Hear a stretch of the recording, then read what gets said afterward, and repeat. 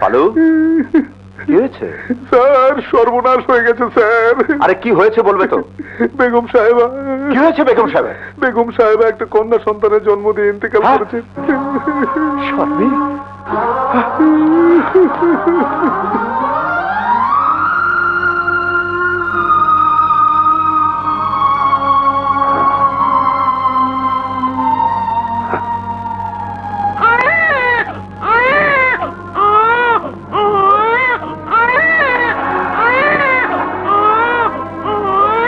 কাঁদিস না মা, কাঁদিস না।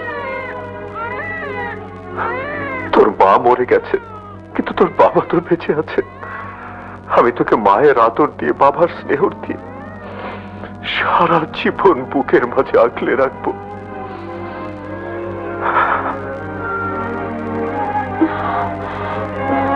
ওগো শুনছো? বলো। শোনো না। কি হয়েছে? কি ব্যাপার?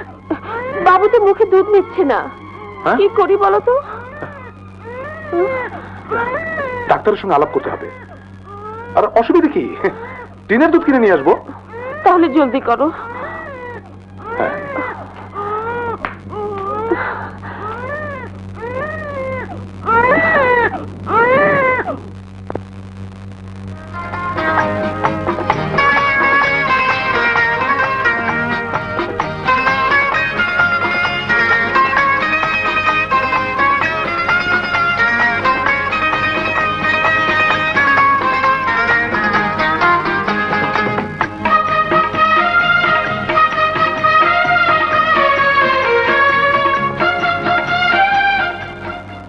কার সন্তান আর কে আদর করে?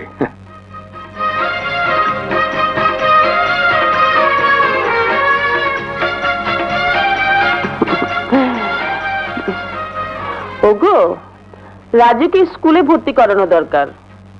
স্কুলে ভর্তি? কোনো দরকার নেই। লেখাপড়া শিখলে একদিন অনেক কিছু জেনে যাবে। জেনে যাবে? কি জেনে যাবে? যা তুমি জানো না। আমার কিছুই জানার দরকার নেই। আমার ছেলেকে স্কুলে ভর্তি করিয়ে দাও। থামো! আমি যা বলেছি সেটাই আমার ঘরের আইন। ওর স্কুলে যাবার দরকার নেই।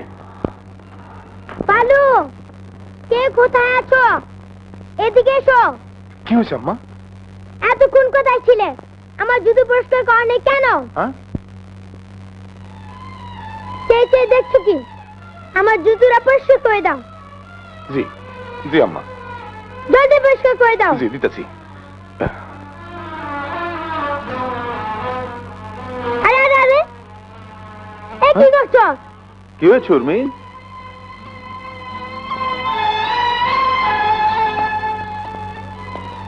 কি হয়েছে? ড্যাডি, ও সামান্য চাকর হয়ে ওর ময়লা কাপড় দিয়ে আমার জুতো পরিষ্কার করছে। এই জুতো আর আমি পরবো না। ছি মা, ওসব কথা বলতে নেই। চাকরও তো মানুষ। হ্যাঁ মানুষ, কিন্তু ওর পরিচয় হলো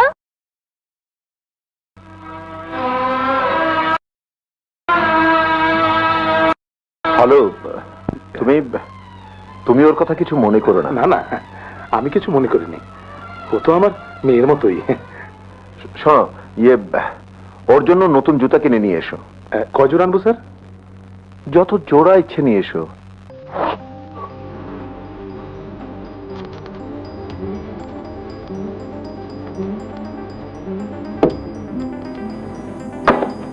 আমি লাট সাহেবের মেয়ে, এক জুতা দুইবার পরি না। ওগুলো ফেলে দাও।